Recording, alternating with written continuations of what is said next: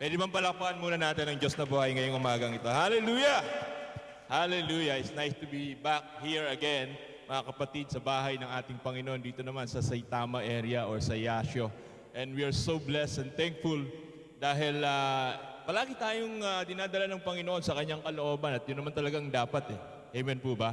Na ang bawat isa ay mabuhay sa kalooban ng Diyos. At alam nyo ba, ngayong araw na to ay nasa kalooban kayo ng Panginoon. To be in the presence of God, to be in the house of God, to be with other believers, brethren, sa Panginoong Yeshua, sa Panginoong Jesucristo ay ito yung nais ng Panginoon para sa ating lahat. Kaya ngayong umagang ito, mga kapatid, ay andito na ba ang lahat? I mean, hindi lang ikaw, okay? Hindi lang yung katawang physical natin, but even our hearts and mind, our soul, and our spirit. If you can remember it right, ang sabi ni Jesus, pinupuri niyo ako sa inyong mga bibig, pero ang inyong mga puso at isip, ang inyong mga spirit at kaluluwa ay malayo naman sa akin. Kaya sabihan mo yung katabi mo, kapatid, nandito ka na ba talaga? Di ba?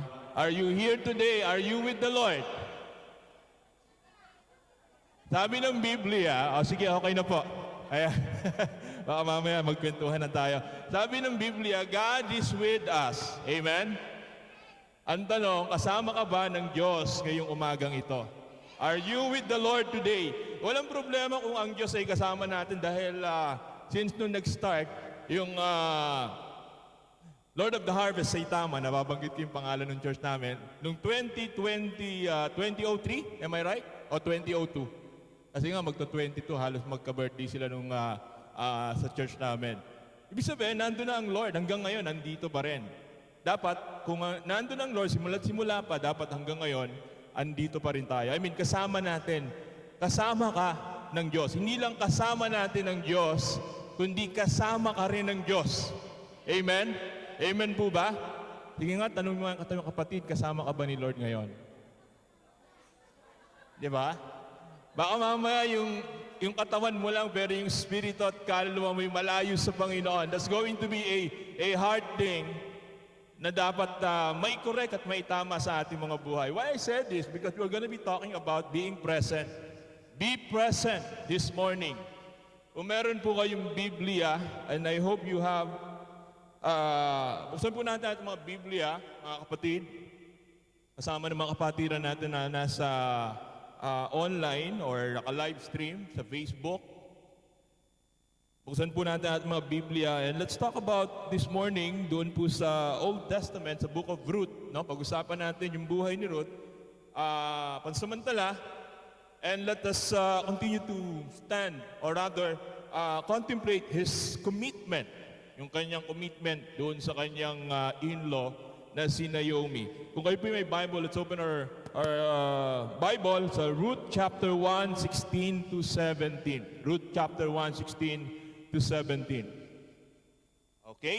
So if you are there, kayong mga nasa bahay, kayong mga nasa, kung saan man kayo naroon, ay abutin kayo ng pagpapala ng Diyos na buhay ngayong umagang ito. Basahin po natin mga kapatid sa verse 16. Ang sabi po ni Ruth, but Ruth said, entreat me not to leave you or to turn back from following after you. For wherever you go, I will go. And wherever you lodge, I will lodge. Your people shall be my people. And your God, my God. Where you die, I will die. And there will I be buried. The Lord do so to me, and more also, sabi ng last verse, if anything but death parts you and me. Let's all bow our heads and be in the spirit of prayer. Hallelujah. Father, we worship you this morning continually in this place, in your house, O Lord, na kung saan dinako niyo po kami. Alam namin, kasama ka namin, and we continue to ask your Holy Spirit to fill everyone, this room, Lord, in the name of Jesus. Dalangin po namin, Panginoon, na ang iyong paghahari, maranasan namin ang iyong presensya, ang galak, Panginoon, sa tuwid-tuwi na aming buhay ngayong umagang ito ay patuloy na magmapaw sa puso't isipan ng iyong mga anak na narito ngayong umagang ito. At kasama namin na kaisa sa online streaming or gawain, Panginoon, in the name of Jesus. Ngayong oras pong ito, tinataas ka po namin. Ngayong oras pong ito, mangusap ka, maghari ka sa aming isip, sa aming spirit, sa kabuuan namin, Panginoon, ngayong umagang ito, in the name of Jesus. And let your Spirit touch everyone in this place. Let your Spirit, Lord, continue to give us strength, continue to give us understanding about your word, about your personal message to all of us in this place, in the name of Jesus. Hayaan mo, Panginoon, ngayon pa lang ay maitaas ka, mapapurihan ka, maluwalhati ka sa aming kalagitnaan, sapagkat ito ang dahilan bakit kami narito para purihin ka. Ito ang dahilan bakit kami narito para sambahin ka at makipagniig sa iyong presensya, maging sa iyong salita ngayong umagang ito. Patuloy na maghari ka, O Diyos. Be our teacher, our dear Rabboni, the Lord Jesus Christ, ngayong umagang ito. At humong hayaan na gawa ng kaaway, anumang gawa ng diablo, anumang takot, anumang pangamba, anumang mga pagdududa at pag-aalinlangan maghari sa lugar na ito, kundi ang presensya mo, ang buhay na nanggagaling lamang sa iyo. Your word have said, you have come so that we may have life, and we declare life this morning in the name of Jesus, in the name of Jesus today. At hayaan mo ang salita mo'y maging buhay patuloy sa bawat isa. We worship you, Abba. In Jesus' name we pray. Amen and amen. Sige po, palakpakan po muna natin ating Panginoon. Hallelujah! Hallelujah! Praise God! At ang sabi po sa binasa natin, mga kapatid, this is the testament of Ruth's devotion or commitment sa kanyang, ano bang tawag dito? In-law or mother-in-law na si Naomi.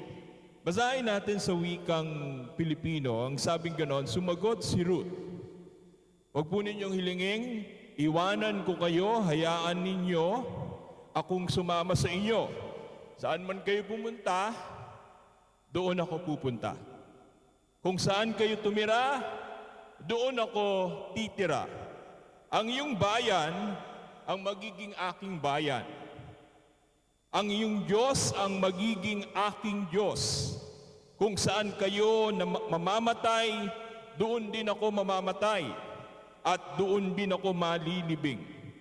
Parusahan sana ako ni Yahweh ng pinakamabigat na parusa kung papayagan kung magkalayo tayo. Maliban na lamang kung paghiwalayin tayo ng kamatayan.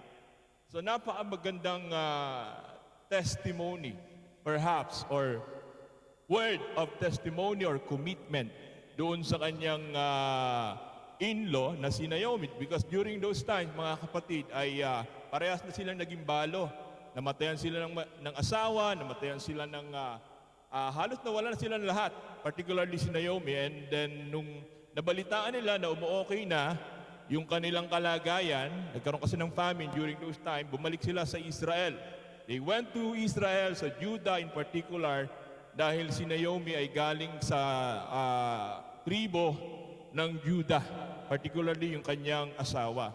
So sa kanilang pagpunta ron, sabing gano'n, nakahanda na sila. Sabing gano'n, mga anak ko, it's time for you to go home. Kailangan nyo na magbalik sa inyong mga bahay dahil wala na kayong maaasahan pa sa akin.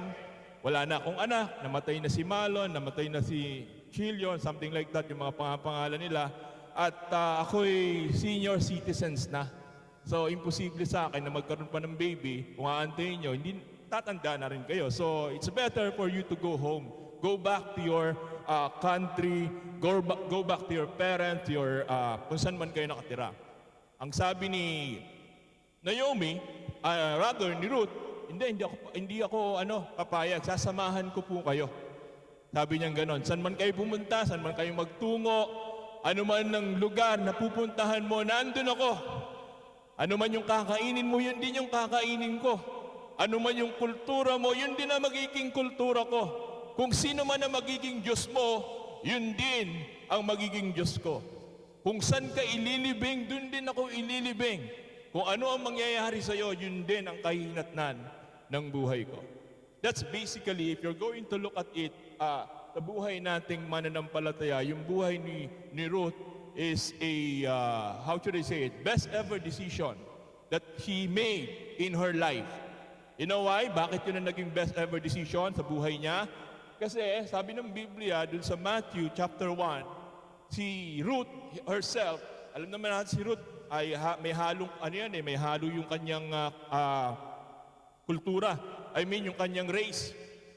Kalahati Hudyo at kalahati ay pagano o Hintil. Ang mga Israelita, hindi sila masyadong naikihalubilo pagka ganon, may halo yung kanilang race. So what I'm trying to say is this: bakit naging best decision ever yung ginawa ni Ruth? Dahil naging bahagi siya dun sa great grand plan or redemptive plan ng Diyos para sa ikaliligtas ng sangkatauhan. If you're going to remember it, what I'm trying to say, mga kapatid, naging lola ni Jesus si Ruth. Bukod kay Rahab, bukod kay Bathsheba, na alam natin may mga weaknesses, may mga issues sa buhay, even Ruth herself, or even Mary, na pinakamababa sa sa tribo ng Israel, ay yun ang naging parte sila. I mean, this is basically the best decision ever that Ruth have had in her life. At kung titignan po natin yung buhay ng ating pinag-uusapan na karakter na si Ruth, ito rin dapat yung maging buhay ng isang mananampalataya ni Kristo. Ng isang mga anak ng Diyos. We are all children of God. Sa mga nakaisa kay Kristo, sa mga kapanalig ni Kristo. Pero kung hindi siya kapanalig ni Kristo, hindi siya kaisa ni Kristo, hindi siya anak ng Diyos, siya ay nilikha ng Diyos. Again, but those who believe, receive Jesus Christ as His own Lord and Savior, they have been given the right to become a child of God. Pero kung wala ka kay Kristo, anak ka lang, hindi ka anak ng Diyos. Malinaw po sa Biblia yun. Hindi ka binigyan ng karapatan. Pero lahat tayo nilikha ng Diyos. Kaya yun ang sinasabi ng karunungan ng mundong ito. Lahat tayo anak ng Diyos. Lahat tayo pupunta ng langit. Tayo naman, amen. Ang sabi ng Biblia, hindi lahat papasok sa kaharian ng langit. Bakit? Ano bang sabi ni Jesus? Nagaling sa langit, yung mga gumagawa lamang ng kalooban ng aking Ama, ang siyang kilala ko, ang siyang makakapasok sa kaharian ng langit. And that's why yung kaharian na to ay inintroduce sa atin nang sa ganon ang bawat isa, dahil tayo po lahat ay destined to hell, ay magkaroon ng pagkakataon, oportunidad na maranasan yung buhay na sinasabi ng Panginoong Jesucristo. So the life of Ruth, mga kapatid, ay ano bang tawag sa Tagalog? I forgot the word sa Tagalog. Ito yung nagiging reflection dapat ng buhay natin bilang mga mananampalataya ng ating Panginoong Hesukristo. Mga tagasunod ni Kristo. Hindi lang sumusunod dahil may gawain, o hindi lang sumusunod dahil nire-require siya, but basically, bilang anak ng Diyos, ma-realize natin na tayo rin ay mga lingkod ng ating Panginoon. So makikita natin dito, mga kapatid, that Ruth herself did not hesitate. Hindi na siya nag-hesitate, hindi siya nag-alinlangan. Kahit wala akong kilala ron, kahit ako'y isang dayo lang sa lugar na ron, sasamahan kita, inay, di ba? Sasamahan kita, ma'am. Sabagay, next Sunday, Mother's Day, sasamahan kita. I'm going to be with you. Kung sino man ang nakatitira, doon ako. Anong gagawin mo, yun din ang gagawin ko. Ano magiging buhay mo, yun din ang magiging buhay ko. Kung saan ka ililibing, doon ako ililibing. Kung saan ka mamatay, yun din. And it goes to say the same word for each one of us who believe in the Lord Jesus Christ, who embrace the life of the kingdom, the life of the Lord Himself. Kung saan pumaroon ang Panginoon, dapat naroon ka. Kung saan naglilingkod ang Panginoon, dapat naroon ka. Kung ano yung ginagawa ng Panginoon, ay dapat naroon ka. Ang problema, sabi ni Jesus, hindi lahat ng nandito kilala ko. Hindi lahat ng nandito, yung puso nila ay nasa akin. Yung isip nila ay nasa akin. Kaya sabi ng Bible, the Lord is looking at our hearts. Tinitignan niya ang puso ng bawat isa. Hindi ko man alam kung ano yung laban ng iyong puso, pero natitiyak ko na alam ng Diyos, alam ng Panginoon ang laman ng ating mga puso't isipan. The reason why I told earlier, kung andito na ba ang lahat? Andito na ba ang puso mo? Andito na ba ang isip mo? Andito na ba ang lakas mo? Andito na ba ang buong pagkatao mo? Ang sabi ni Jesus, mahalin mo ang Diyos ng higit sa lahat. With all your heart, with all your might, with all your mind, with all your soul, with all your spirit, with all your life. Ibig sabihin, walang matitira para sa'yo. Kasi after all, yung buhay naman natin ay hindi para sa atin, kundi para kay Kristo. Para sa Panginoon. So we need to be present. And if we love the Lord, the Bible said, obey my commandments. Ibig sabihin, gusto ng Panginoon yung obedience natin. Minsan may mga palyado sa pagsunod natin sa Panginoon. It's okay. Kasi tao lang din naman tayo, nanghihina, nagkukulang, we're not perfect yet.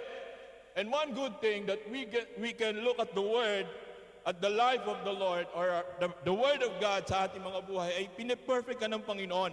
Ibig sabihin, tinutuwid lahat ng kulang sa atin, tinatama lahat ng mali sa atin, hanggang sa dumating ang araw ng panahon ng Diyos na ang lahat ay maganda na. When God make things beautiful in our lives, darating at darating ang araw na yon. Ang gusto na ng Panginoon, mag-antay ka, magtiis ka, magtiyaga ka, magpatuloy ka. Huwag kang hihiwalay, huwag kang lalayo, dahil lahat ng ginagawa natin, kung ito ay para sa Panginoon, ang sabi ng Biblia, lahat ng yan hindi mawawalan ng saysay. Amen po ba? 1 Corinthians 15:58, ang sabi ng Biblia, your labor in the Lord shall not go in vain. Be steadfast, do not be moved, but fix your eyes or focus your energy, everything that you have, in the work of the Lord. So sabi, sa binasa natin mga kapatid, na kung ang mga bagay na ito ay ginagawa natin patuloy para sa Panginoon, andun tayo, nagpatawag ng gawain, may ganitong klaseng aktibidades or commitment na nire-require yung commitment natin, yung time and energy, and lahat ng meron tayo, resources, pati kayamanan na meron tayo, ibibigay natin para sa Panginoon. Amen po ba? Lahat, kasi wala kang ititira sa buhay mo, dahil after all, sa Panginoon tayo babalik, sa Panginoon tayo maikipagkitang muli. So dito, sa binasa natin mga kapatid, makikita po natin yung heart ni Ruth. Ang ibig sabihin ng Ruth ay friendship, ang ibig sabihin ng Ruth ay companion.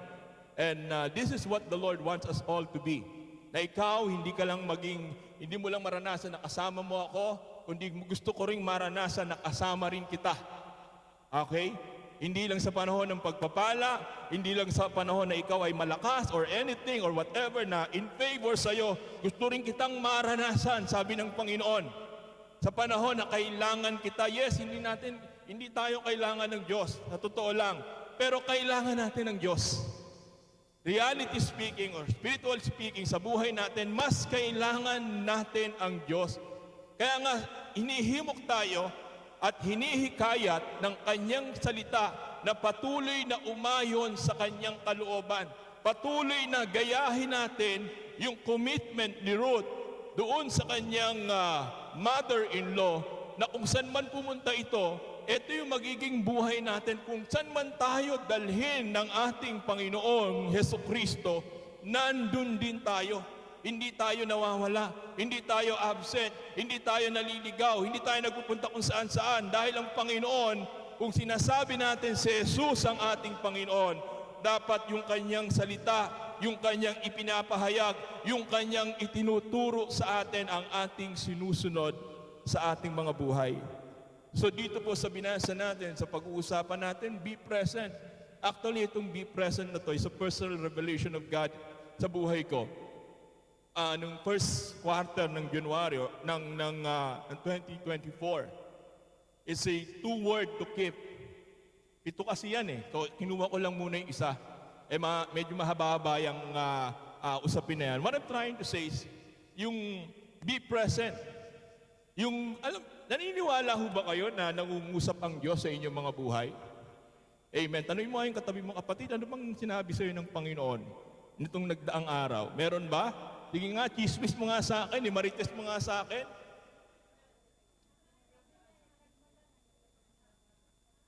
Meron daw. Siyempre naman, that goes to prove that our God is alive. So, ito is sa mga revelation ng Panginoon sa akin. Be present. Saan, Lord? Siyempre sa kalooban mo, in my thinking. Right? Sa kaisipan ko, siyempre naman, sa gawain mo, dapat ako'y present. So, to make these things, unti-unti may mga revelation siya until such a time na makumpleto ko yung pahayag na yun. Kung saan ba dapat tayo present, mga kapatid, ng mga anak ng Diyos ngayong umagang ito. Bilang mga mananampalataya ni Yeshua, we are to be present with the following. Unang-una, number 1, sige, sa bahay ng Diyos. We must be present. If you are a child of God, you must be present in the house of God. Amen po ba? Dapat nasa bahay ka ng Panginoon. Dapat nasa tahanan ka ng Diyos. Isa yan sa dapat na ma-appreciate natin bilang mga mananampalataya. Hindi ka na taga rito, hindi tayo taga mundo. That's why God gave us a church na ang tawag natin ay house church. Para hindi ka malamunin, maimpluwensyahan ng galawan ng mundo na ating ginagalawan sa kasalukuyan. You know, our world is getting, ang sabi ni Peter, corrupted. No? Masyado ng masama, sobra, higit pa ang sama ng mundong ito. Nasa brink na siya talaga. That has to be punished, that has to be stopped. And there will be a time, talagang pahihintuin ng Panginoon ang kasalanan, ang mga pagsuway sa Kanya sa araw ng Kanyang muling pagparito. That's why the Lord gave us a house or a church na kung saan ang mga anak niya, ang mga tinawag niya, ang mga inihiwalay niya sa kaharian ng kadiliman ay mailagay niya sa kanyang tahanan. And this is basically what the Lord, the basic thing that we must all be present, and that is to be in the house of the Lord. We are living in the last days. Nabubuhay tayo sa huling araw. Yes, matagal na nating sinasabi yan. We are living in the last days. Ang last days nagsimula nung pinanganak si Jesus hanggang sa kanyang muling pagparito. Hindi pa siya bumabalik. Until we are living in the last days. At gustong ihanda ka ng Diyos sa kanyang muling pagparito. At gusto niya na ikaw ay nasa kanyang bahay. At isa sa paghahanda ng Panginoon na ang kanyang mga anak ay naroon sa kanyang tahanan. So sabi nga nun, we have to be in the household of God or in the house of God like Ruth. Sabi niya ganon, si Ruth, di ba Moab? Si Naomi, taga-Israel, taga-Juda. Sabi niya ganon, kung saan ka pupunta, doon ako pupunta. Kung pupunta ka ng kaliwa, diyan din ako sa kaliwa. Kung pupunta ka sa kanan, diyan din ako sa kanan.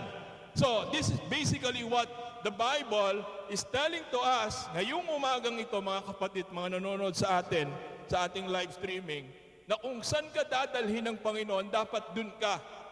And the good thing is, sabi niya ng Panginoon, gusto ko nasa bahay kita.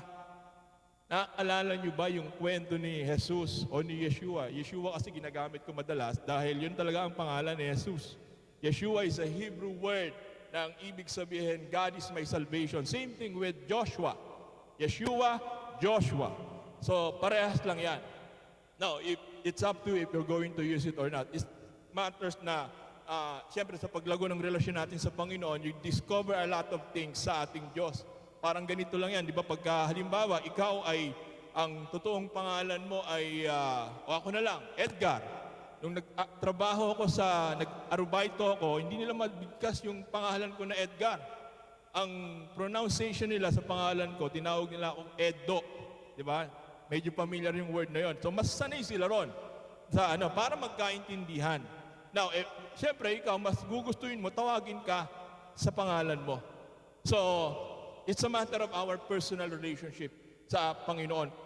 Regardless kung anong gusto mong itawag sa Kanya, importante yung relasyon mo kay Kristo. So, sabing ganon, sa binasa natin, we must be in the house of God. Sino nga rito ang nasa bahay ng Panginoon? Say amen. Amen. Talaga ba? Okay. We must be in the house of God. Dapat tayo ay nasa bahay ng ating Panginoon.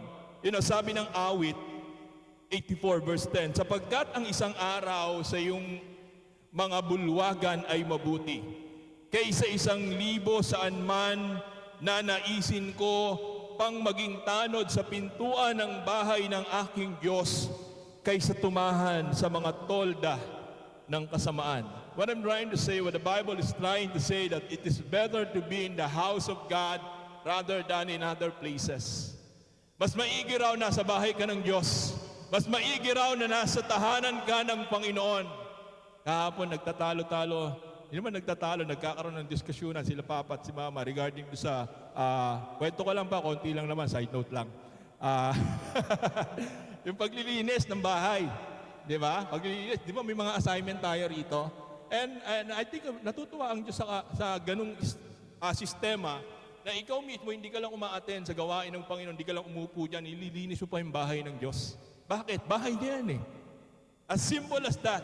Hindi mo na kailangan pagtalunan, hindi mo na kailangan pagdiskusyonan. Bakit? Bahay ng Panginoon, kailangan mong pagandahin, kailangan mong pailawin, kailangan mong gawa ng ganito, kailangan maganda yung sound system or anything na ikalulugod at ikaluluwalhati ng Panginoon.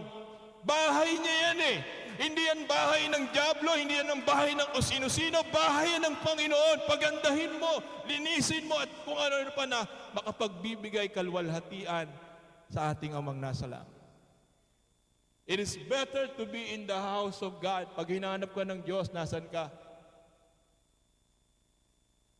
Pero magandang tanong sa atin yun eh. Pag hinanap ka ngayong umaga ng ating Panginoon, nasan ka? Pastor, busy po ako sa trabaho eh. Pastor, busy po ako sa pamilya, hindi ako makaalis, hindi ako makagawa ng kung ano-ano. Hindi ako magkanda-aligaga, parang si Marta. Di ba? Masyado kang aligaga sa lahat ng bagay. Hindi mo ba naisip, narito na ako? Hindi mo ba naisip na gayahin ang kapatid mo na si Maria na makinig at magtuon ng pansin sa presensya ng iyong Panginoon? You are too much busy with so many things without valuing what is matters most at the moment, and that is the presence of God. Sa bahay ng Panginoon, mga kapatid, natututo tayo ng salita ng Diyos. We can learn, listen, the law of God, the precept and commandment of God in the scriptures, no? O sa Biblia, alam niyo ba si Jesus, mga kapatid, pinaghanap ng nanay niya dahil nawala siya for how many days? At ang sabi ng Biblia, siya ay natagpuan, saan? Sa bahay ng Ama, sa bahay ng Diyos, sabi ng Lucas 2:49. Sinabi niya sa kanila, bakit ninyo ako hinahanap? Hindi ba ninyo nalalaman na dapat ay nasa bahay ako ng aking Ama? Kayo mga wala rito, mga kapatid, kung hinahanap mo kayo ng Panginoon, ibig sabihin yung mga nandito, sila yung present. What I'm trying to say, bakit nyo ako hinahanap? Ibig sabihin, hindi nawawala si Jesus. Ang mga hinahanap, yung wala sa bahay ng Panginoon. Yung hindi na dumadalo. Yung hindi na wala na rito. Sa madaling sabi, yung maraming pinagkakaabalahan, higit na mas mahalaga pa ang ibang bagay kaysa yung nais ng Panginoon sa kanilang mga buhay. Bakit nyo ako hinahanap? Diba? Hindi naman ako nawawala. I am here at the house of God and we are here in the house of the Lord para ano? Pagnilayan ng kanyang salita, para ano? Para magpuri, para ano? Para manambahan. Of course, syempre may mga tao talaga, may mga kapatid tayo na hindi natin kasundo. Normal naman yan sa isang tahanan eh. Hindi natin kapalagay ang loob or may sama ng loob tayo. But you know, when you look at the house of God, ito rin yung venue ng Lord para ano? Itama tayo, ituwid tayo, ipahayag ang bunga ng banal na Espiritu. Ano ba yung mga bunga? Pag-ibig, pagtitiis, pagtatyaga, pagkakaroon ng pagpipigil sa sarili at mga bagay na may kinalaman sa ikaluluwalhati ng Diyos. At ang sabi ng Biblia, pag nagagawa raw natin ng mga bagay na yon, wala kang kautusan na masusuway, wala kang batas na malalabag patungkol sa kalooban ng Diyos. Sabi ng Galatia 20, I guess in chapter 5. So what I'm trying to say, mga kapatid, na sa bahay ng Panginoon, we can learn a lot of things about God. Ibig sabihin, marami kang matutunan patungkol sa Diyos. Makikilala mo ang Diyos. Makikilala mo rin ang mga anak ng Diyos. Maraming ituturo sa atin, hindi lang pagpapala. Di ba? Hindi lang himala or blessing or anything that is favor to all of us, kundi paano mo maibibigay yung sarili mo para sa Diyos at sa Diyos lamang, dahil afterwards, after all, your life, my life, our life is not about us, but it's about God, it's about Christ na ating niyakap na buhay na meron tayo dito sa lupa. Sabi ng Mateo 21:13, sinasabi ng kasalutan, ang aking tahanan ay tatawaging bahay panalanginan. Ang aking tahanan ay tatawaging bahay dalanginan. Ngunit ginawa niyo itong lungga ng mga magnanakaw. What I'm trying to say, what the word of Yeshua is telling us, na yung bahay ng Diyos ay bahay dalanginan.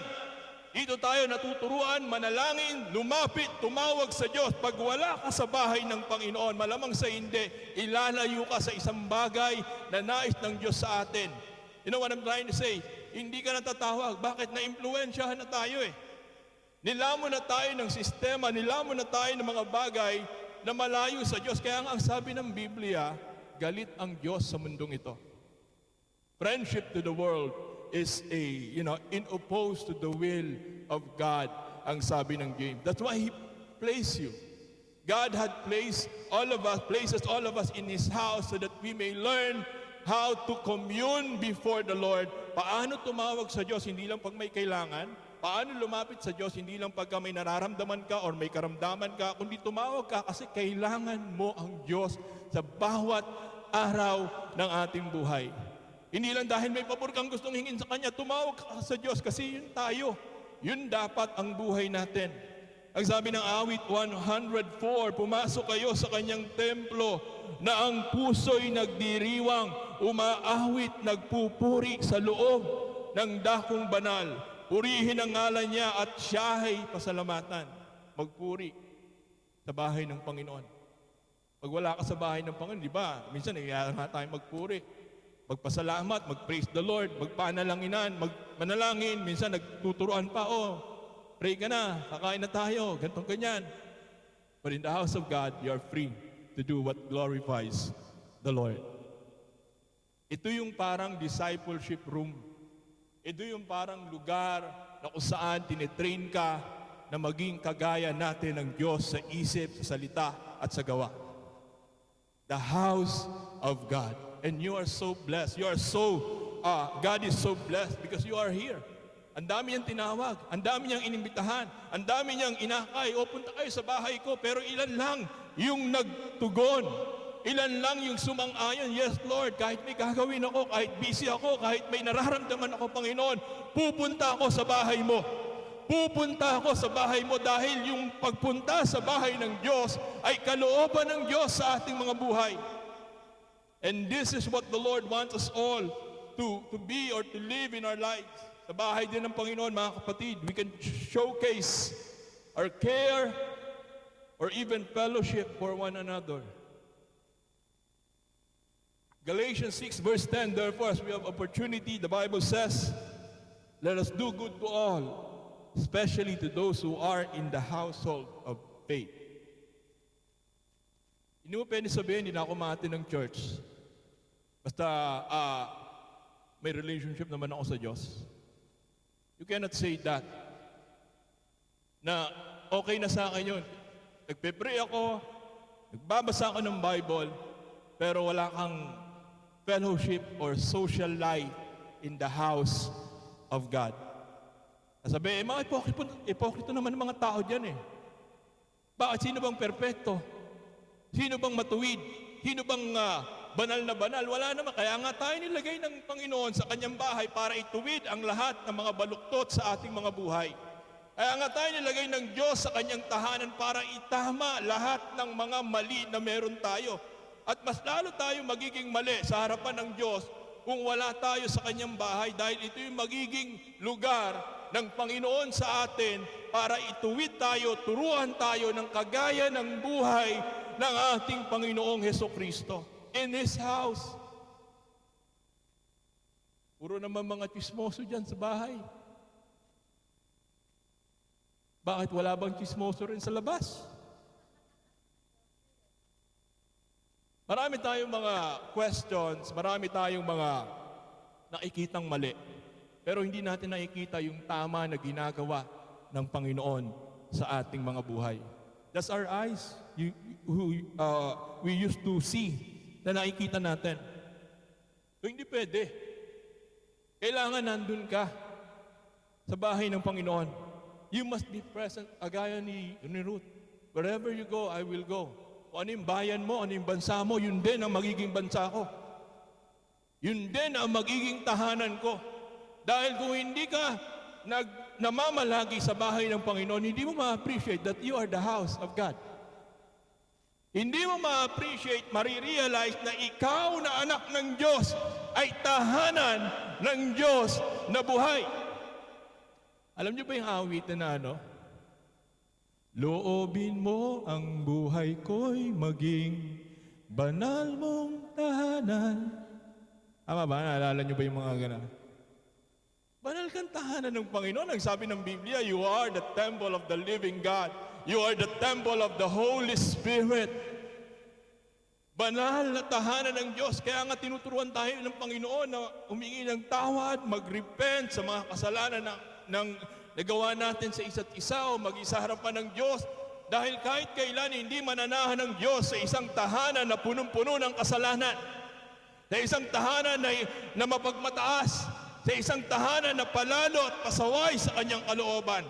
Ang pananahanan lang ng banal at matuwid na Diyos na inaawit natin kanina, katwiran, kabanalan, ay yung mga banal na tahanan. What I'm trying to say, they live a repentant life. Nagsisisi.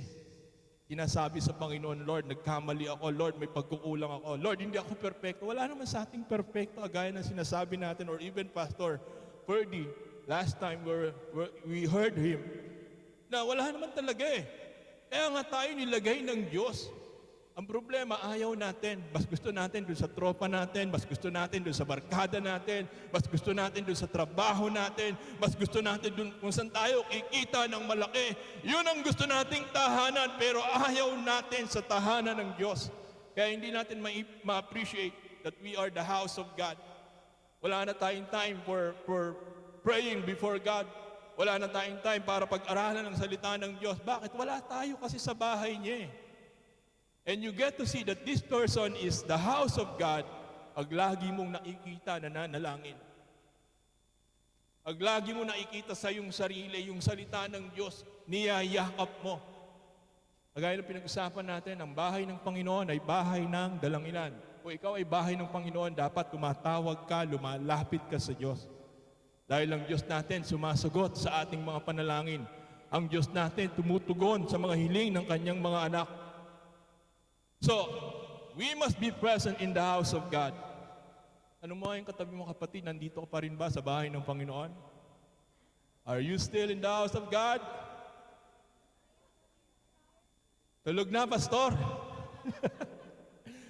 Okay lang, at least nasa bahay ka ng Panginoon. Pangalawa, mga kapatid, where are to be present? Una, in God's house. Secondly, in God's harvest. God's harvest.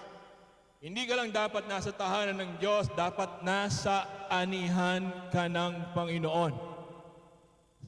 Let us look at the life of Ruth. Sabi nga sa Ruth chapter 2, verse 1 hanggang 3. May Tagalog ba akong nilagay dyan? Wala. Okay, sa English na lang.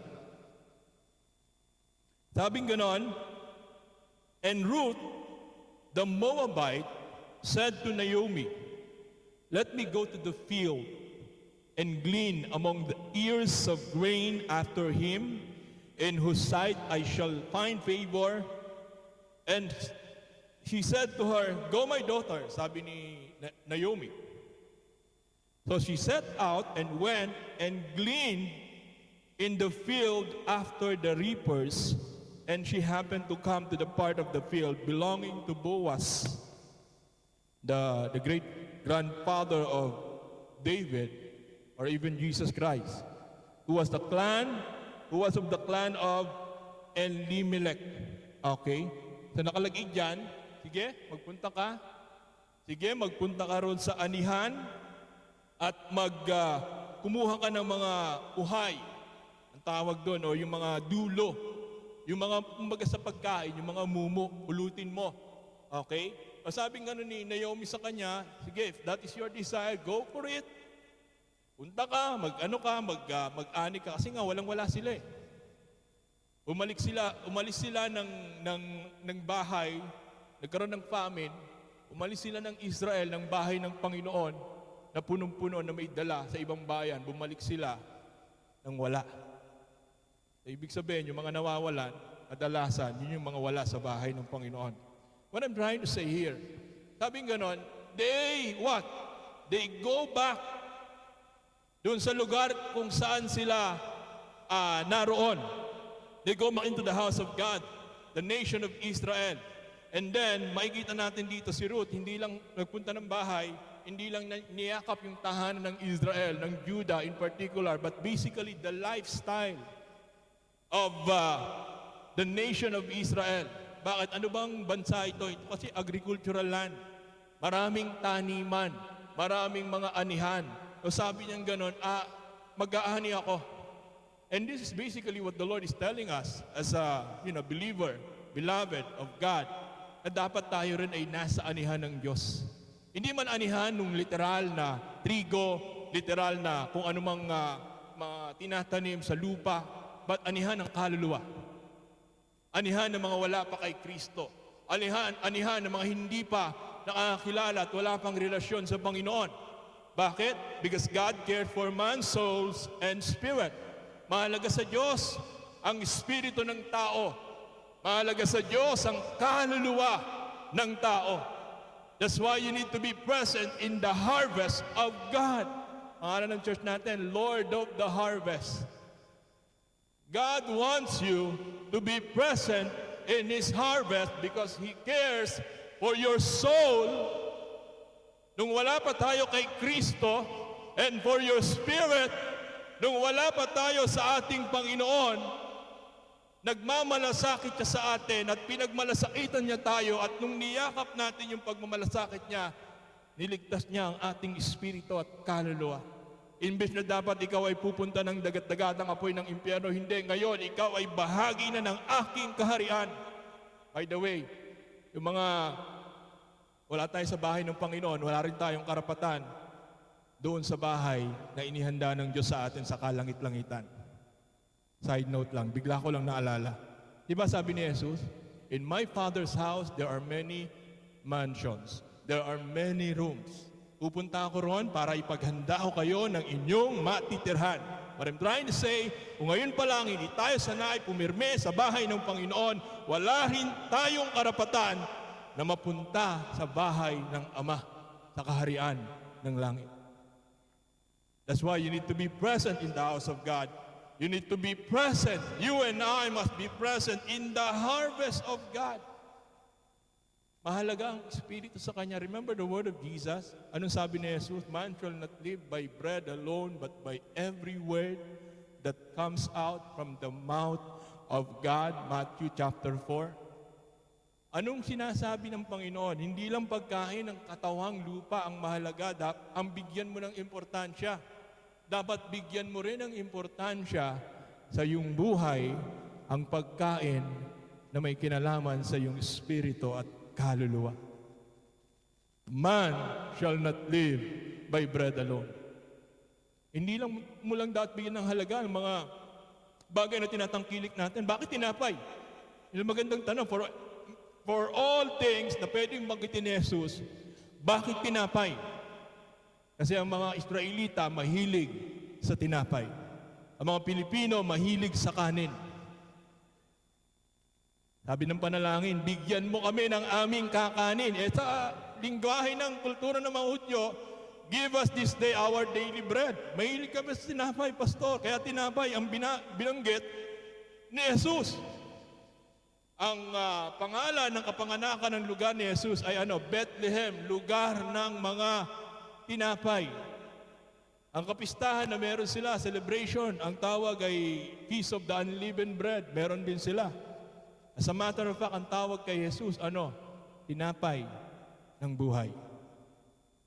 Mahalaga, alisin mo na lahat, huwag lang tinapay, pastor. Sabing gano'n siguro. Pero hindi, yun kasi ang mahalaga sa kanila. Pero dapat ma-realize nyo, mga anak ng Diyos, mga mananampalataya ko na sumusunod at nabubuhay sa kalooban ng aking amang nasa langit, na hindi ka lang dapat mabuhay sa pagkain ng tinapay. Gusto kong mabuhay ka sa pagkain ng salita ng Diyos dahil mahalaga para sa akin ang spirito at kaluluwa na meron ka. Pag nawala tayo dito sa lupa, mga kapatid, sige, palakpakan muna natin ang Diyos na buhay. Hallelujah! Pag nawala tayo rito, yung katawang lupa, babalik sa lupa. Diba? Kaya mayroon tinatawag na amoy lupa kasi galing tayo sa lupa. Pero yung espiritu at kaluluwa na meron ka, babalik sa Diyos. At yun ang kanyang husgahan. Yun ang kanyang hahatulan. Your soul and spirit. That's why we need to be in the harvest of God. Dahil mahalaga ka, kung ikaw mismo naging mahalaga sa Panginoon, ako mismo naging mahalaga sa Panginoon, yung ibang tao rin na wala pa sa Panginoon. Anong mahihita ng tao kung mapasa kanya man ang kayamanan? Sabi ni Jesus, kung ang kanyang espiritu, ang kanyang kaluluwa ay mapapahamak sa walang hanggang kamatayan na hatid ng Panginoon. Hindi ba? What shall profit a man if he gains the entire riches of this world if his soul is being lost? We need to be in the harvest of God. We need to be present in the harvest of the Lord. Dahil mahalaga sa Kanya. We need to be present in the harvest of God because very few Christians want to sow and reap or harvest. Ano ibig sabihin? Tagalog, iilan lang. Iilan lang yung gustong umani. Tama ba? Amen po ba? Iilan lang yung gusto na humayo. Iilan lang yung gusto na sumama sa Panginoon ng mag-aani. Iilan lang. Kailan nagpatawag ako ng parang ministry breakfast to promote yung ministry ng evangelism and OBS. Sa 100 plus na umaaten o 200 siguro na umaaten, siguro 10 lang. Yung I forgot the word. 10 lang yung pumunta. Di ba? Parang yung mga pinagaling ni Jesus, na 10, isa lang yung nagbalik. That's the reality, kahit nga sa prayer eh. Imbitahan mo, iilan lang yung pupunta. Eh lalo pat sa pag-ani ng Espiritu at kaluluwa, iilan lang din. That's why, we need to be in the harvest, be present in the harvest of God, kasi nga, iilan lang. Very few people of the Lord want to sow and reap for harvest. Nasaan na kaya yun? Bahagi ba tayo ron sa iilan? Andun ba tayo sa iilan lang? O andun tayo sa karamihan na wala sa anihan ng ating Panginoon? This is basically what the Lord wants us all to be. Ano kayang dahilan? Di ba? Bakit sila wala sa anihan ng Panginoon? Magandang tanong sa atin siguro yun, bakit kaya wala tayo sa anihan ng Diyos? Kung sinasabi ng Panginoon, dapat nandun ka. If you're going to look at the life of Ruth, she's been with the harvest field. Nandun siya sa anihan. At bilang anak ng Diyos at kaisa ni Kristo, dapat nandun din tayo sa anihan ng Diyos. Ang tanong ngayon, bakit eto lang? Pagka hindi na ani, kagaya pinag-usapan natin last Sunday, the gospel of seed. Tama ba? Am I right? Yung tinuro sa atin last Sunday lang. Baka nakalimutan nyo na po. Bakit kaya wala? Siguro baka yung puso nila ay gaya nung, ano bang tawag doon? Yung hard soil. Bakit kaya sila wala? Baka mamaya yung puso ng mga kapatiran ay parang mga thorny soil na kailangan mo talagang diligan, kailangan mo talagang bigyan ng seed araw-araw para maging healthy soil. Bakit kaya sila wala? Ano kayang pinakamabigat na dahilan bakit ang mga kapatiran, mga anak ng Diyos ay wala sa anihan ng Panginoon? Kung ginagamit nila yung deepest why. Bakit mo ginagawa ang isang bagay, yung mga successful sa mga, ano bang tawag dito, yung mga marketing, whatever, di ba? Yung power, mga ganon-ganon. Yung mga, baka limutin na ako, pasensya na ako kayo, tumatanda na ako. Hindi na ako. Okay, anyway, ano kayang dahilan? What is the most deepest why not to share the gospel of the kingdom? Wala akong training, pastor. Sige, okay lang, wala kang training. Busy ako, pastor. Sige, lahat naman tayo. Sino bang hindi busy, di ba? Bata pa ako, pastor. Siguro lahat naman tayo, medyo nagkakaedad na, hindi na tayo kasali ron. O matanda na ako, pastor, for that. Ano kaya ang dahilan? May gagawin ako, pastor. Sino bang walang gagawin? Sino bang walang gagawin sa atin? O anong nasa isip niyo na pwede niyong idahilan sa Panginoon na mag-aani, bakit ka wala sa kanyang anihan? May pasok po kami, pastor. May baito po kami. May gagawin ako. Inaantok ako. Pagod ako, pastor. Pagod ako, Panginoon. Sabihin na lang natin sa Panginoon. Anong dahilan why we are not sharing the gospel? Why, o deepest why, pinakamalalim na dahilan. Ano yung deepest why mo? Bakit mo ginagawa? Kaya ka pinagpala or naging successful? Ngayon, balik na rin natin. Ano yung deepest why mo? Bakit wala tayo sa anihan ng Panginoon? Nang sabi niyang Biblia, dapat naroon ka. Dapat naroon tayo. Hindi, trabaho lang yun ng mga pastor.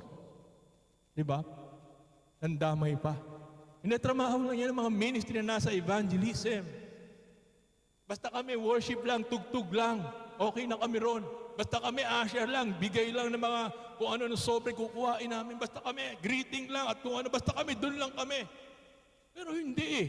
You are part of the house of God. You are a child of God. Ikaw ay anak ng Diyos at nais ng Ama na maging bahagi ka ng aking anihan, ng kanyang anihan. Anong dahilan na pwede nating ibigay sa Panginoon ngayong umagang ito? Why we are not in the harvest of God?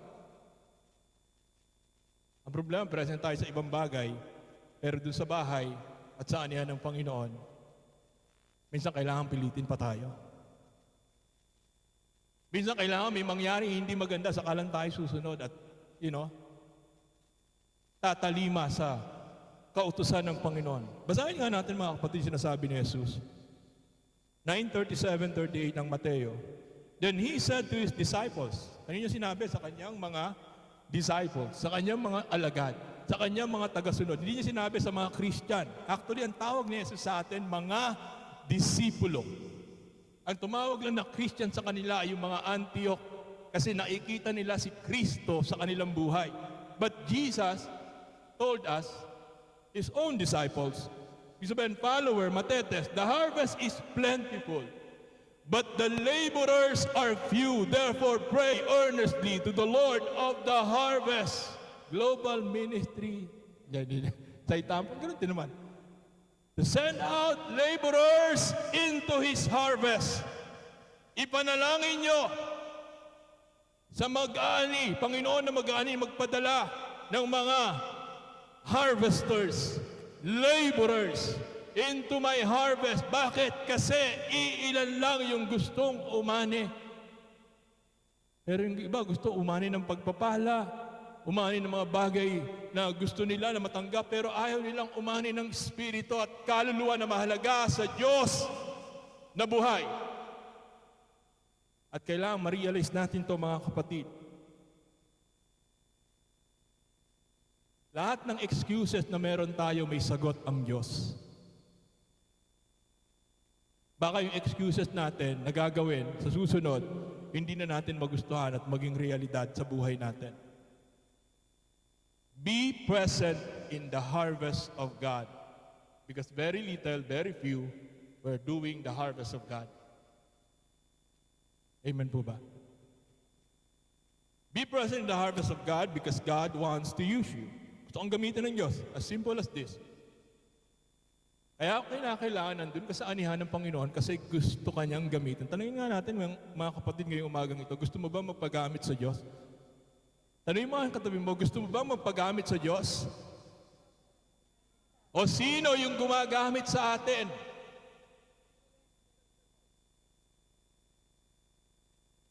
The very reason why God wants us to be present in the household of God, number one, and in the harvest of God, because He wants to use you. He wants to use His church. Yun ang dahilan. Mateo 24:14. Ang sabi diyan, and the gospel of the kingdom shall be preached as a testimony to the nations, and then the end will come. At ang mabuting balita ng paghahari ng Diyos ay mahahayag bilang patotoo sa lahat ng bansa, sa lahat ng bahayan, at pagkatapos ay ang katapusan. So yung sinasabing end dito is either the end of the church age or the end of our time. Ang sabi ng Panginoon, bago dumating ang katapus-tapusan ng buhay natin, personally, individually, or katapus-tapusan ng biyaya, panahon ng biyaya ng Diyos, gusto niyang magamit ka. Saan? Sa pangangaral ng mabuting balita ng kaharian ng Diyos. God wants to use you. Hindi lang sa bahay niya, maging sa anihan niya, agaya ni Ruth. She adopted the culture of Hebrew people during those times. Kasi nga, hindi, sasama ako sa iyo. Saan ka ililibing, doon ako ililibing. Saan ka pupunta, doon ako pupunta. Saan ka magtatrabaho, doon ako magtatrabaho. And it's fitting for her dahil yung nanay niya, yung in-law niya, matanda na. Hindi nakakayanin pa. Siguro sa atin, unless we are all bedridden, hindi natin kayang humayaw, maintindihan ng Panginoon. Pero ikaw may paa, may kamay, may bibig, malakas, humihinga, nagagawa yung mga gawaing bahay, gusto ang gamitin ng Diyos sa pag-aani ng Espiritu at kaluluwa. God wants to use you. Ang tanong, gusto mo bang magpagamit sa Diyos? Be present. If you want, be present in the harvest of God. Dahil napakarami nang aanihin. Kasi kung di natin aanihin yan, mamamatayan. Tama po ba, Pastor, no? Kailangan sabay-sabay mo anihin yan eh. Yung mga subject for harvest, meron naman kasi, di ba, nagtatanim ka, kasama sa harvest yan. Nagtatanim ka ng binhi na pinag-usapan natin last Sunday, kasama yan. Part ng harvest yan. Minsan hindi naman ikaw yung mag-aani, pero maganda, nagtanim ka. I mean, sumunod ka sa nais ng Diyos sa iyong buhay. It doesn't matter if they will receive the Lord or not. Ang importante, sumunod ka ron sa Panginoon na mag-aani. In good terms kayo ni Lord. In good terms kayo nang tumawag at pumili sa'yo. Kung i-reject ka man ng ibang tao, it's okay. Ang importante, ginawa mo yung gusto ni Yeshua. Gusto ng Panginoong Hesukristo. Yun ang mahalaga sa atin. Yun ang mahalaga sa Panginoon at yun ang mga bagay na nagpapasaya sa Diyos. Sabi nga ng Biblia, isang kaluluwa lang magsisi sa kanyang kasalanan. Laksa-laksang anghel sa kalangit-langitan ang nagsisigalakan. Di ba? Isang kaluluwa lang. Isang kaluluwa lang, mga kapatid, ang ni-require ng Lord sa atin. And yet, marami tayong dahilan. Bahala sila dyan, sir, or pastor. Hindi namin trabaho yan. Di ba? Hindi namin ministry yan. Hindi namin gawain yan. Pero tinawag tayo ng Panginoon para maging bahagi ng kanyang anihan. Maging kagaya ni Jesus mismo, mula sa kalangit-langitan, bumaba sa sangkalupaan. He is the missionary God and preaches to us the kingdom of God. Bakit? Kasi yung kaharian na ating pinagtitirhan, kaharian ng kadiliman, kaharian ng kasalanan, kaharian ng dyablo, Ang sabi ng Bible, the prince of the earth, or itong mundong ginagalawan natin, the ruler of this earth, walang iba kundi Satan. Maaaring hindi niya ginawa to, pero yung sistema na nakikita natin sa mundong ibabaw ay mga sistema na galing sa diablo at hindi sa Diyos. Kaya nga galit ang Diyos kung tayo'y makikipagmabutihan sa mundong ginagalawan natin. Kaya kanilagay sa bahay niya at nilagay niya sa anihan dahil may mundo ka na dapat galawan. At yan ay mundo ng Diyos. Yan ay mundo ng ating Panginoon. Yan ay kaharian ng Diyos. Ang totoong pinaghaharian ng Diyos na buhay ay nasa anihan ng Diyos. Hindi lang siya nandun sa bahay ng Diyos, bagkus siya ay nandun din sa anihan ng Diyos. Dahil maraming kaluluwa ang papunta ng impyerno at ang nais ng Panginoon maging bahagi ka. Maging bahagi ka ng pag-aani ng Panginoon ng mga mag-aani. The laborers are few, and yet, rather the harvest is so plentiful, the laborers are few, sabi ng Bible. Nung minsan, before we go here, dito sa Japan, few days o few weeks, galing ako sa gawain ng Panginoon at nagturo ako ng membership class. Nakaplano na ako na meron akong gagawin pagkatapos ko rito para isang gasolinahan lang sa sasakyan. Ibig sabihin, hindi ka na babalik pa kung may gagawin ka. Biglang sumakit yung tiyan ko. Para akong napupuf talaga. Sabi ko, bakit sa mga sandaling ito, bakit ngayon pa? Buti na lang tapos na yung gawain. So, sa madaling sabi, sumakit talaga siya. At napauwi ako ng bahay nang wala sa oras pa. So, tinatanong ko, Panginoon, bakit Lord? At bigla namang sumakit yung tiyan ko. But pwede naman bukas, pwede naman pagkatapos ko na lang gawin yung gagawin ko. Pinaalala sa akin ng Panginoon upon yung aking pakikipag-usap sa Kanya. Kasi nga, buhay naman ng Diyos, nangungusap, di ba? Call unto me and He will answer us, no? Tutugon siya. May nag-flashback sa aking, nag-pop up na kwentuhan na nangyari sa akin. Naalala ko, pinaalala sa akin ng Panginoon, yung kinamusta kong kapitbahay namin. Yun pala yung kapitbahay namin. Yung kapitbahay namin na yun, nalaman ko na may sakit na kanser. Sa madaling sabi, gusto na akong papuntahin ng Panginoon doon sa tao na yon na may sakit na kanser. So nagpunta ako muna ako sa bahay. Siyempre, sumakit yung tiyan ko. Alam niyo naman yon, di ba? Pagka sumasakit, ganon. Punta ng toilet. Pagkatapos, pray and everything. Sabi, puntahan mo na. So, to make the story short, pinuntahan ko yung may sakit na cancer, stage 4. And then, I ministered to her, prayed for her, at sinare yung gospel. Mahal ka ng Diyos, sumasa ka sa Panginoon, etc. Praying for salvation, anything about God. So, nung napag-pray ko, okay na, umayos na, medyo umano yung kanyang lagay.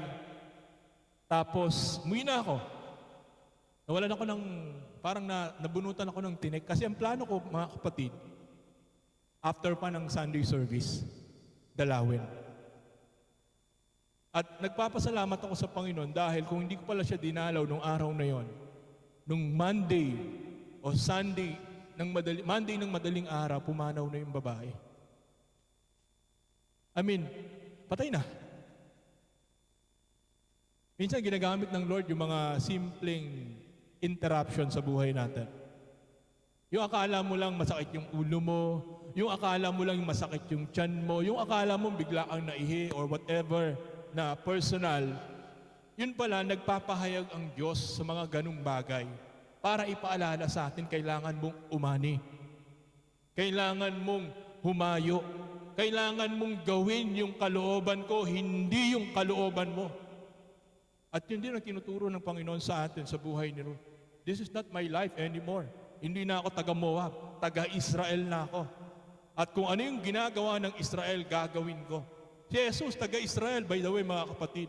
What I'm trying to say is that all of us need to be present in the harvest of God.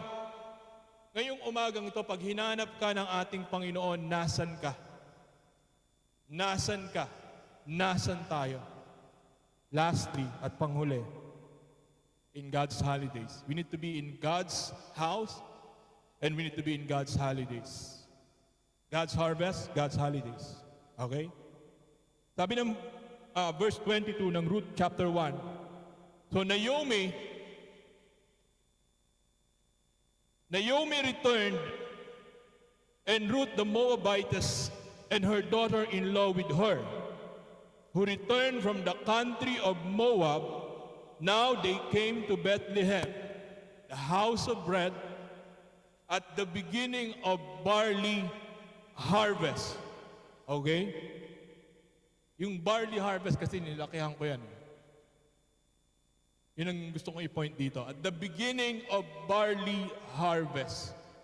Ano ba yung barley harvest? Nakainom na ba kayo ng barley juice? Dito sa Japan, meron, di ba? So sa Israel, ganun din. Meron din silang barley harvest na tinatawag. Napakahalaga ho nito. Kasi minsan pag binabasa lang natin yung Biblia, mabasa lang natin, okay na. But this point us to the kind of land that they are having. Ang bansang Israel, sila po ay agricultural land. So may mga tanim sila, may mga ani sila, at unang-unang ani nila, ang tawag dyan ay barley harvest. Okay? And then followed by wheat harvest, and then fruit harvest. So may season yan. Sabing gano'n, ituso sila ng Panginoon, kaya ako nabanggit ng holiday, because the Lord commanded them, pagpunta nyo ng lupang pangako, sabing gano'n sa Leviticus chapter 23, yung unang-unang aanihin nyo, ibibigay nyo sa akin. Kukuha kayo ng bugkos o bundle, i-offer nyo sa akin, iwawagayway nyo left and right, and then front and back, and then i-offer nyo sa akin. Kanino niya i-offer? Doon sa mga priests, doon sa mga Levites. Bakit sa priests or Levites? Kasi wala silang inheritance. Okay?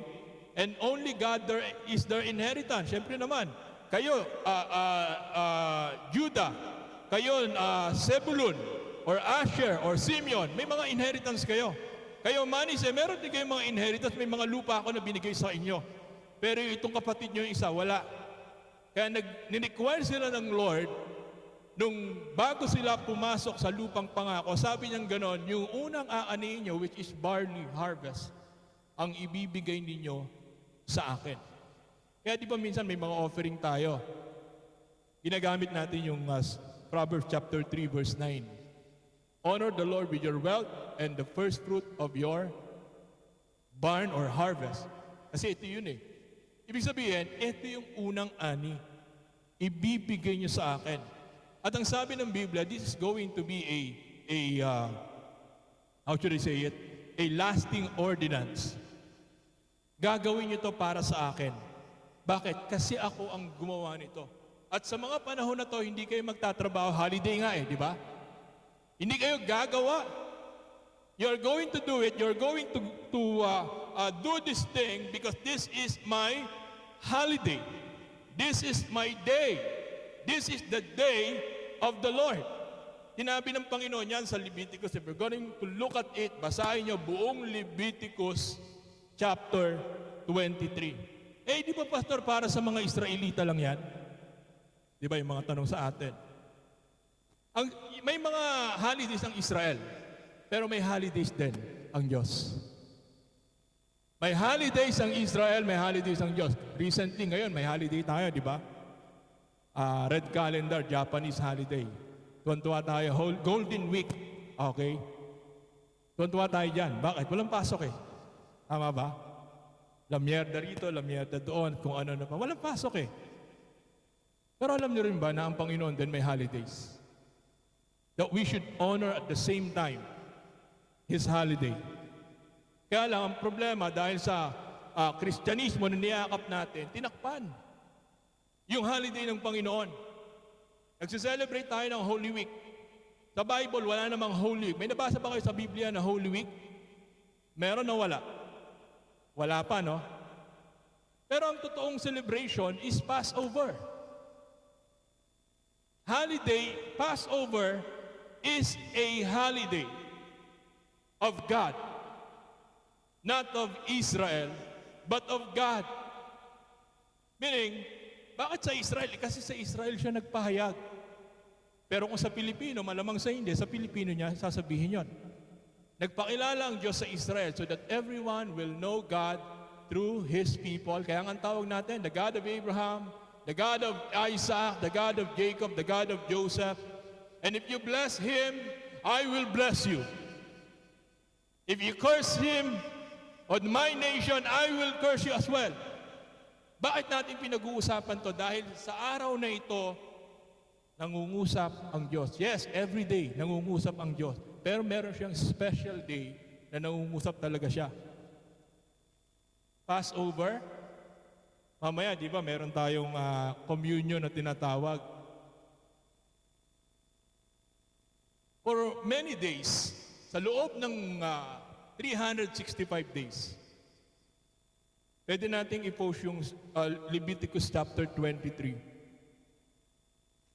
Yung may Passover, unleavened bread, so that they would know ano ba yung holiday. Passover, unleavened bread, first fruit, barley harvest, Pentecost or weeks. Ito lang yung nabasa ko sa Biblia na merong weeks pero walang Holy Week.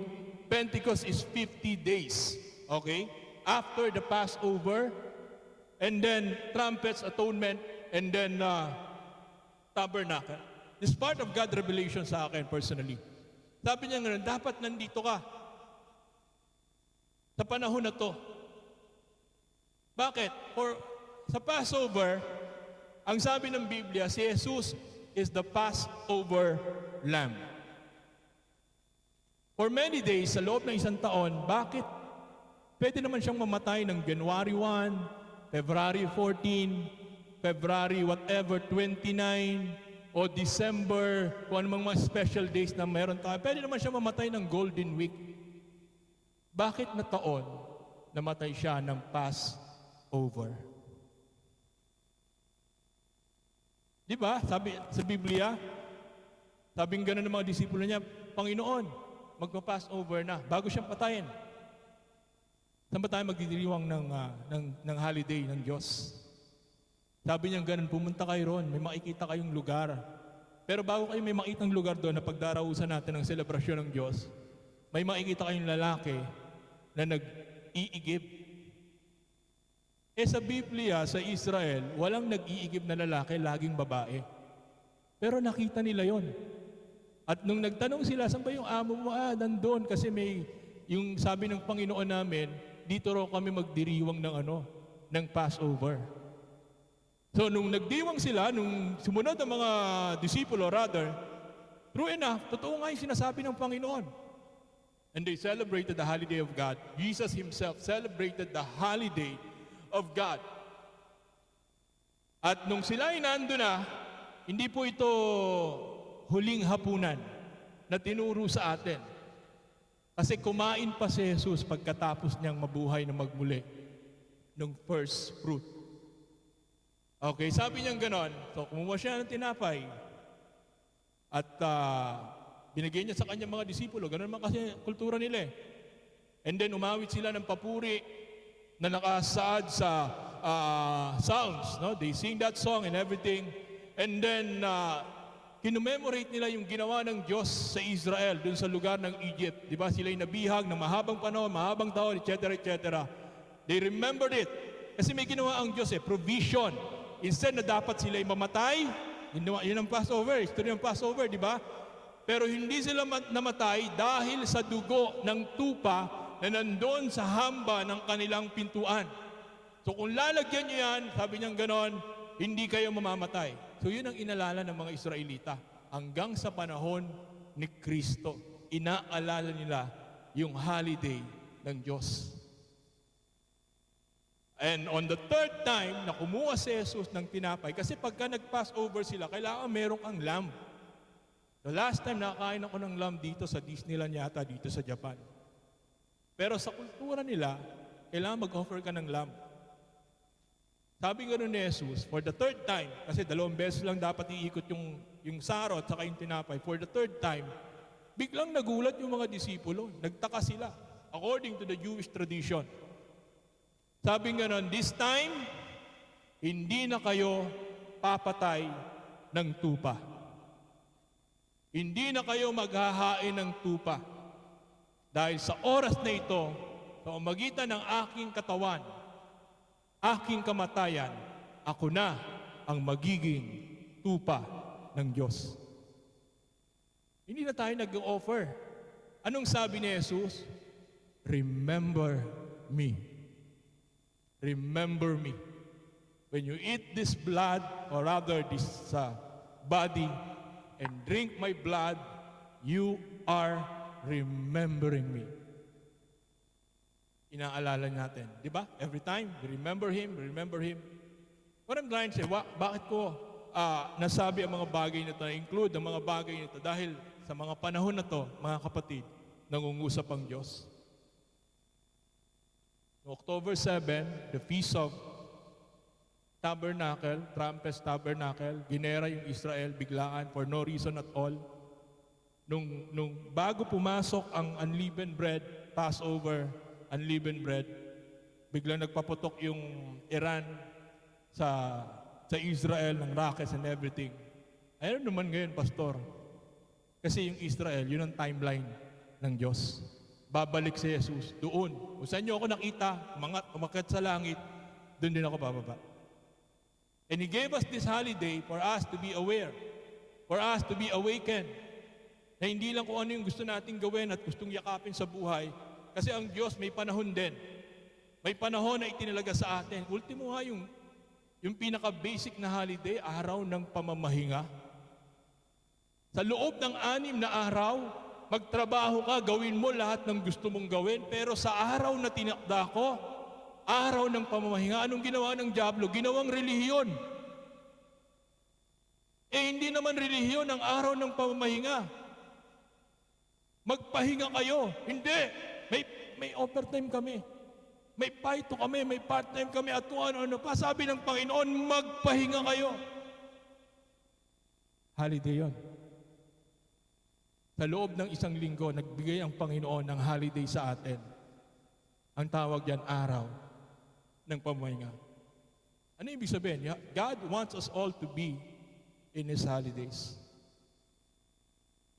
Because at the time the Lord will come back, as we close, i-require niya ang lahat ng bansa, ng bayan. Sabi niya sa Zechariah 14 verse 16 to 19. Sabi ganoon, it shall come to pass that everyone who is left of all the nation which came against Jerusalem shall go up from year to year to worship the King, the Lord of hosts, and to keep the feast or the holiday of tabernacle. Napaka-importante kasi nito dahil ngayon they are proposing to build the third temple. Para saan? Doon gawin yung paghahandog. Ibabalik. At ito'y propesiya na sinabi ng Biblia, when we talk about the Bible prophecy, it's happening, nangyayari. Ang inaantay na lang natin, alam niyo mga kapatid, yung pagtunog ng trumpeta. You get to see all the signs. Sabing gano'n ng mga Bible scholar, lahat na nakita mo na yung palatandaan. Nagpo-propagate yung gospel through Facebook. Ibiligyan tayo ng kapamaraanan ng Diyos. Yung lawlessness and violence from one nation, one place to another, lahat na nakikita mo na. At kung ano-ano pa mga palatandaan na sinasabi ng Panginoong Hesukristo, isa na lang, yung pagtunog ng trumpeta. And when the last trumpet sound, the Bible said, and then the dead in Christ will rise first, and those who are alive will be caught up. Yung sinasabi, nababalik si Lord sa araw ng Feast of Trumpets. Ang sinasabi ko lang, sa pagbabalik niya, may dumadagundong na tunog ng trumpeta. Malinaw po yun mga kapatid, hindi ko sinasabi. Ang sinasabi ko, when Jesus comes back, there shall be a sound of trumpet. So what I'm trying to say, be present in the Lord. Be present in God. Be present. Kung nasa ng Panginoon, dapat naroon ka. Kung nasa ng Panginoon, dapat naroon ka. Kung saan ka inilagay ng Panginoon, dapat naroon ka. Kung inaalis ka ng Diyos dahil wala ka sa Kanya, dapat nandun ka kung saan ka inilalagay ng ating Panginoon, mga kapatid. Marami pa kasi yan eh. Pero mahirap siya i-discuss para mas maintindihan natin. But, the basic thing is God has own holidays. Ang problema sa atin, mga Pilipino, hipokrito. Galit na galit sa China. Pero nag-Chinese New Year, holiday yun, di ba? Nag-celebrate sila, tuwan-tuwa. Kaya sabi ng asawa ko, buti na. Hindi naman siya yung pinapatungkulan ko rito. Hindi naman siya nag-iingay eh. Parang tuwan-tuwa siya kasi wala silang pasok. Holiday eh. Hindi ba? Pero yung holiday ng Panginoon, hindi natin ino-honor. Yung holiday ng tao, yung holiday ng mga pagano, yung holiday ng Diyos-Diyosan, pati ni Valentino, ino-honor natin. Pero yung gumawa ng langit at lupa, yung nagsabi, this is my appointed days, this is my holiday, this is my day, hindi natin binibigyan ng importansya. Christmas Day.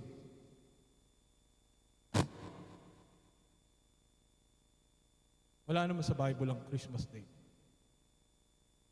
Yes, pinanganak si Jesus. But kung titignan mo yung kalendaryo, may kalendaryo kasi ang Diyos, may kalendaryo ang tao. Binago lahat eh. Binago lahat. Ngayon, ibabalikan ng Panginoon kung saan niya tinulat yung kanyang salita. Yung New Year dapat April 1. Ang sabi ni Pope Gregory XIII yata yun, pag nag-celebrate kayo ng April 1 na New Year, anong sabi? Mga ano kayo? Hangal. Mga baliw. Kaya may tinatawag na April Fool's Day. Pero yun talaga ang New Year. Spring, tagsibol, bagong simula, newness. Binago ang sistema natin. Pati yung kaarawan ng kapanganakan ni Jesus, ginawang ipinaturn sa Diyos-Diyosan ng mga pagano. Anyway, we celebrate Christmas because we want to give God the glory. Pero ang pinaka-basic talaga niya, pinaka-malapit yan, yung sineselebrate natin dito. I forgot yung candlelight service. Yun ang pasok doon sa Biblia. Now, why I said this? Because God wants all to be present here. Mga kapatid, ngayong umagang ito, siguro ang tanong lang ng Panginoon sa atin, kung hahanapin ka ng Diyos, pag hinanap ka ng Panginoon, nasan ka? Where are you? Ano ka ba sa bahay, aliwan? Ano ka ba sa bahay, paghingi ng kayamanan, pag-ipon ng kayamanan? Ano ka ba sa bahay kung saan na dapat wala ka o saan ka? Saan tayo? Gaya na ni Ruth, the Bible said, wherever you go, I will go. Wherever you live, I will live. Wherever, kung saan ka man mamatay, doon ako mamamatay. Kung ano man ang gagawin mo, yun ang gagawin ko. It goes the same to all of us this morning. Kung ikaw ay anak ng Diyos, kung ikaw ay mananampalataya ni Kristo, kung ikaw ay sinasabi mo tagasunod ni Kristo, kung saan dapat naroon ng Panginoon at nilagay ka ng Panginoon, dapat nandun din tayo. Nandun din tayo. Can we just bow our heads and be in the spirit of prayer ngayong oras pong ito? Hallelujah. We worship you, Lord. We thank you, Abba. We thank you, Jesus, today in our lives. Salamat, Panginoon, sa iyong salita. Salamat sa buhay ni Ruth. Na hindi lang pala ito kwento na nabasa namin, but there is a reflection in our lives this present day. When he said that she will go with Naomi, she will be with Naomi, saan man pumunta siya, saan man lumugar, nandun siya. And the best part of it is, whoever will be your God, will be my God. At ang Diyos natin ay narito sa ating kalagitnaan. Kung sinasabi natin na si Kristo ang Diyos natin, dapat kung ano yung sasabihin ng Panginoon sa atin, yun ang gagawin natin. Yun ang yayakapin natin. Whether we live or whether we die, we belong to Christ. We belong to Jesus who gave us life, who came to give us life. Kaya Panginoon, ngayong umagang ito, mangusap ka sa aming kalagitnaan.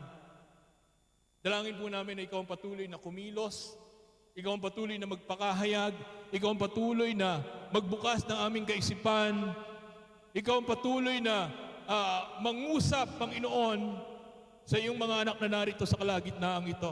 Let the life of Ruth ay patuloy na maging reflections ng buhay namin araw-araw. Wherever you want us to go, Lord God, we will be there. Kung saan mo kami dalhin, kung saan mo kami utusan, Panginoon, yun ang gagawin namin. And God wants us all to be in His house.